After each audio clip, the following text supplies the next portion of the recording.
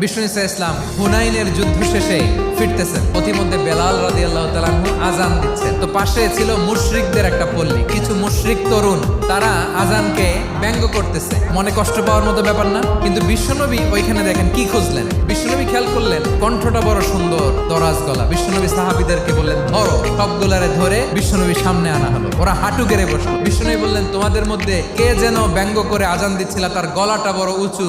আবু মাহজুরা বলে আমার বন্ধুরা সবাই আমার দিকে আঙ্গুল দেখায়। আবু মাহজুরার মাথায় হাত দিয়ে বললেন এবার আজান দাও দেখি। আবু মাহজুরা বলে আমি তো আজান দিতে জানি না। বিষ্ণুনবী বললেন তাহলে আসো আমি তোমারে শিখাই দিই। বিষ্ণুনবী একটা বাক্য পরে, আবু মাহজুরা পরে, বিষ্ণুনবী পরে, আবু মাহজুরা পরে। আবু মাহজুরা বলে এক একটা বাক্য পড়ি আমার কলিজাটা গলে ঠান্ডা হয়ে যায়। বিশ্বনবীর সাথে দাঁড়িয়ে উনি শাহাদা পড়ে মুসলমান হয়ে গেলেন। বিষ্ণু ইসা ইসলাম বললেন যাও আবু মাহজুরা, আমি তোমাকে পৃথিবীর শ্রেষ্ঠতম মসজিদ মক্কার মসজিদুল হারামের মুয়াজ্জিন হিসেবে অ্যাপয়েন্ট করে দিলাম। দেখছেন কিভাবে ট্যালেন্ট হান্টিং